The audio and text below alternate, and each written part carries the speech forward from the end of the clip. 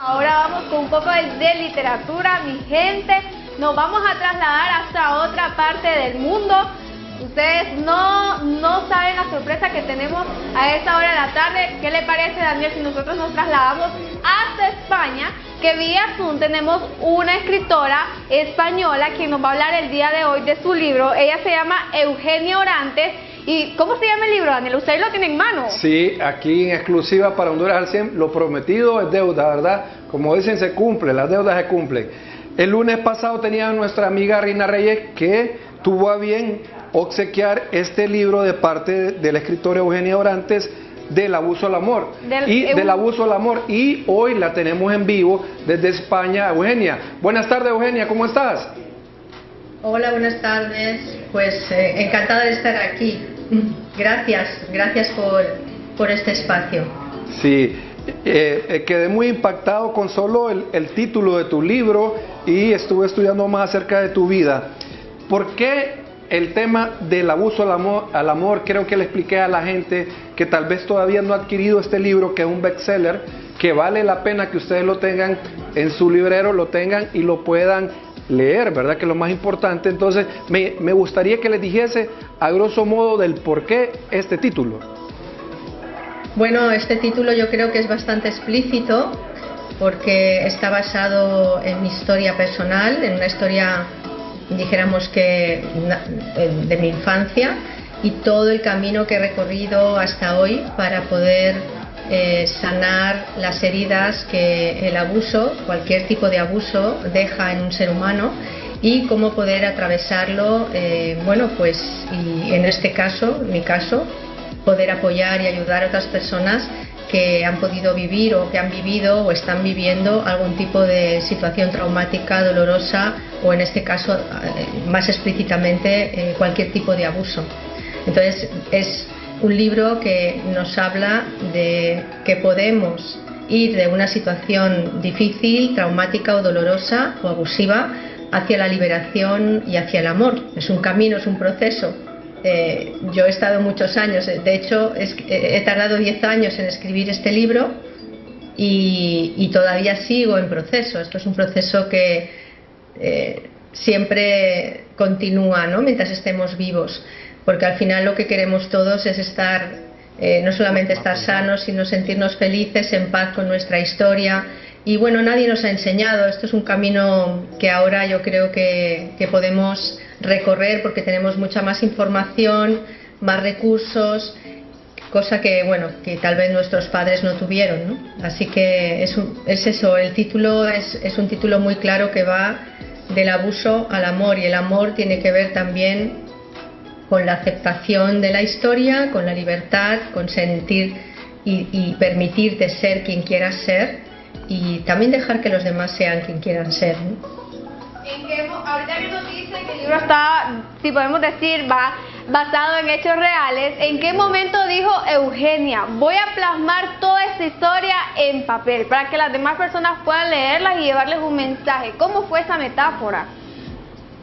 Bueno, como decía, esto ha sido un proceso de años, desde el momento en que tomé conciencia de que, bueno, llega un momento en el camino donde me di cuenta de que esto no era solo para mí, que mi historia la podía, dijéramos, compartir para poder apoyar a otras personas, como decía antes, a poder transitar cualquier tipo de situación traumática o dolorosa que se haya vivido en la infancia o en la adolescencia, y convertirla en energía disponible para crear la vida que quieres crear. Este ha sido mi camino, es mi camino. Y bueno, supongo que llegó un momento en que sentí que ya estaba lista, que ya estaba preparada, porque pasas por diferentes etapas, ¿no? Al principio hay mucha rabia, mucho dolor, estás en la víctima. Bueno, en el libro lo explico todo con más detalle, por supuesto. Sí. Y en esos momentos no puedes, estás en la injusticia, en el por qué a mí. Y claro, en ese momento no puedes como compartir, ¿no? Estás en el proceso de interiorizar, y si decides, en mi caso fue hacer un camino de sanación, pues meterte de lleno, ¿no? Y como digo yo, tirarte a la piscina. Entonces llegó un momento en que sentí que ya había caminado lo suficiente, de esto hace 2 años, y que empecé a escribir, pero hace 10 años que empecé a escribir, pero me di cuenta de que todavía me faltaba camino para poder compartir desde un lugar de sanación, no desde todavía un lugar donde había todavía como faltas de comprensión, ¿no? Y cuando he podido llegar a esa comprensión mayor, a esa conexión mayor con mi historia y aceptarla, pues ha sido cuando me di cuenta de que lo podía transmitir, y ahí es cuando empecé a terminar el libro, hace como unos 2 años o algo así. Eugenia, te diré que me llamó mucho la atención desde que miré tu libro, y ya he leído algunos capítulos, y se me vino a la mente este libro también por el nombre a un escritor cristiano carismático, Salvador Gómez. Él tiene un libro que se llama Del perdón al amor. Es un sentido más amplio de cómo el perdón nos acerca a amar, ¿verdad? Y tú tienes un capítulo importante que habla sobre el tema de el miedo a la confianza, cómo vencer ese paso, ¿verdad? Es importante que quizás a grosso modo le expliques a la gente cómo podemos vencer el miedo en medio de la dificultad, en medio del abuso, en medio de todo este trauma que puede causar lo que es un abuso psicológico o físico que quizás es heredado por muchos años y que no se ha llevado a sanar esto. Bueno, aquí me gustaría también hablar, antes del tema del miedo que me preguntas, que para mí el perdón es un eslabón intermedio, no es el final del camino. Porque cuando hablamos de perdón es una fase, ¿no? Cuando sientes que alguien te ha hecho algo o que tú has hecho algo a alguien, es como que necesito el perdón o necesito perdonar o ser perdonado, ¿no? Pero muchas veces el perdón se utiliza muy desde la mente, ¿sabes? La típica frase de yo perdono pero no olvido. Y para mí llegar a atravesar esa fase y comprender que, por ejemplo, en mi caso, ¿no? Mi padre fue abusado también y no supo hacerlo de otra manera, no tenía los recursos, pero cuando llegas a comprender la historia desde un ángulo mucho más amplio, ahí es cuando te das cuenta de que en realidad no tienes que perdonar ni ser perdonado, pero esto es un proceso, repito.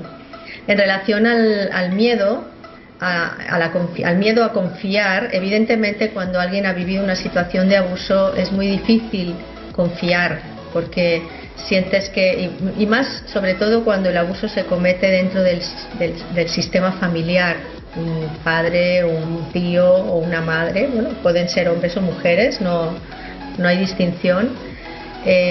Entonces ahí, claro, las personas que te tienen que proteger son las que están causándote esta situación, ¿no? Y están generando esta situación de abuso. Entonces ahí luego cuando creces, porque a lo largo de los primeros 21 años de vida se van como grabando en el disco duro todas las situaciones, por ejemplo, emocionales, mentales, el aprendizaje, el lugar que ocupamos en el mundo, y a partir de los 21 años dijéramos que ya el disco duro se ha grabado, ¿no? Por así decirlo, y lo que hacemos es un copiar y pegar en nuestra vida, situaciones que nos recuerdan.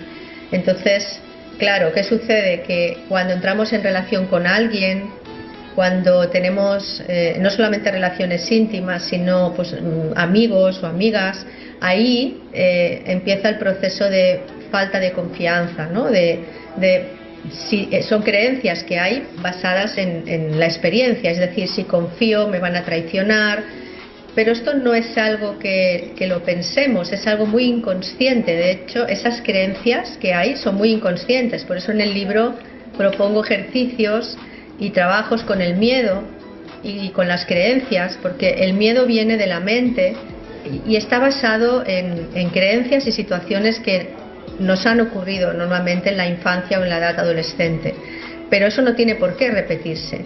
Por eso es tan importante el autoconocimiento, por eso es tan importante pues conocerse, saber conocer la historia, entender la historia, no con la cabeza sino también con el corazón, y desde ahí generar un movimiento distinto que no sea, como tú muy bien has dicho antes, esto se perpetúa en las familias. Esto se perpetúa hasta que alguien decide parar. Y para parar tenemos que mirar hacia adentro, no tanto hacia afuera. Entonces cuando tú observas todo eso y con una visión más amplia, no solamente con una visión pequeñita, ¿no?, sino con una visión más amplia, y eso necesita una ayuda, un apoyo. Yo siempre recomiendo ayuda, asistencia, que hablen con alguien, alguien profesional, alguien que a lo mejor ha vivido un proceso parecido y que ha podido atravesarlo, porque solos no podemos. O sea, yo, por ejemplo, llevo en terapia desde los 18 años, llevo toda la vida en terapia. Si yo no hubiera hecho esa interiorización y esa mirada más para la sanación, seguramente yo no estaría aquí hablando de esto y tampoco hubiera escrito este libro. Entonces, cuando tú puedes atravesar una situación del tipo que sea y puedes convertirla en energía disponible, esa energía te permite crear. Y no solamente crear algo como puede ser un libro, un proyecto, sino crear para apoyar a otros que vienen detrás, que han vivido o están viviendo situaciones parecidas, y decirles: se puede, tú puedes salir de ahí, tú puedes convertir esta experiencia en amor o esta experiencia en creatividad. Entonces, el miedo es una energía mental que está sustentada por creencias, y lo que hacemos es desmontar eso. O sea, es un proceso, no es de un día para otro. Yo siempre lo digo, o sea, no es de un día para otro. Si queremos, por ejemplo, estar en forma, ir al gimnasio, tenemos que ir al gimnasio prácticamente pues día sí, día no. Si no vamos al gimnasio, evidentemente no vamos a estar en forma. Sí. Y esto sucede con todo. Con esto también. A mí me encanta, Eugenia, porque es un relato tuyo, pero tú lo has hecho tan simple, o sea, lo has escrito de la manera más sencilla para que cualquier persona pueda tomarlo y pueda aplicarlo en su vida. Lo has hecho como una escalera, como paso a paso, como eslabón por eslabón.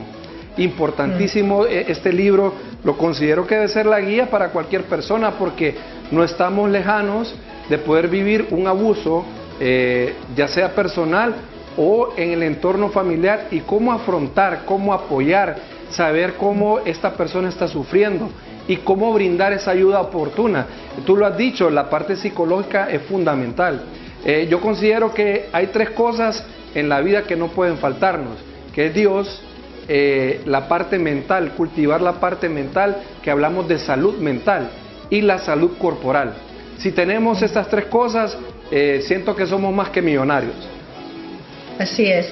Sí, de hecho, para mí ha sido siempre clave, como decía anteriormente, el proceso de sanación, ¿no? Y la conexión con algo más grande, llámale Dios o como quieras llamarle, para mí también ha sido vital, y luego utilizar recursos como, bueno, terapias psicológicas, y en mi caso he trabajado mucho con la información que nos traen los sueños, también la parte sistémica, entender el sistema familiar, las constelaciones familiares también me han ayudado mucho, y bueno, y he ido como recogiendo todos esos recursos que realmente me han ayudado, porque yo estoy, bueno, lo he dicho, ¿no? Estoy convencida que si no hubiera hecho lo que he hecho, no podría estar apoyando a otras personas y decirles que se puede. Y además también hay una cosa importante, que hemos normalizado el abuso, porque hay muchos tipos de abuso. Yo en las presentaciones de mi libro, que la verdad es que cada vez nos están llamando más de universidades para llevarlo a los jóvenes, ¿no? Y me parece fantástico, porque ellos serán los adultos del mañana. Yo lo comento, ¿no? Y digo que hay muchos tipos de abuso, y hay abusos que hemos normalizado, porque un abuso puede ser también una mirada, un gesto, palabras, actos, no explícitamente el abuso sexual solamente, ¿no? Aunque las cifras del abuso sexual son escalofriantes. Estamos hablando de 1 de cada 4 niñas y 1 de cada 7 niños, o sea, ya eso es escalofriante. Pero luego hay otros tipos de abuso que hemos normalizado y que luego se repiten en las relaciones que tenemos con los demás, y no sabemos poner límites, y puede ser un abuso con el jefe, con un compañero o compañera de trabajo, con la pareja. Entonces todo esto aprender a poner límites y ser consciente de cuándo estamos en un momento donde estamos consintiendo o estamos también abusando, entre comillas, ¿no? En algún momento, es importante tenerlo en cuenta. Y el peor abuso que cometemos los seres humanos es el que cometemos hacia nosotros mismos, porque cometemos abuso cuando no nos escuchamos, cuando no nos cuidamos, cuando estamos teniendo hábitos nocivos, cuando no ponemos límites y responsabilizamos a los demás de nuestra vida. O sea, hay muchas maneras y muchos tipos de abuso, por eso tú lo has dicho muy bien. Este libro no solamente es para personas que han vivido abuso, sino en realidad es para todo el mundo. A mí me escribe mucha gente diciéndome, bueno, yo no he sufrido un abuso, pero me doy cuenta de que me está ayudando a colocarme en mi lugar, a tomar conciencia de que he normalizado cosas que no son normales y a empezar a cuidarme, ¿no? Que es la clave para tener una vida sana y feliz, como dices tú, cuerpo, mente y espíritu. Sí, bueno, muchas gracias, Eugenia, por haber atendido esta invitación exclusiva para Honduras al 100.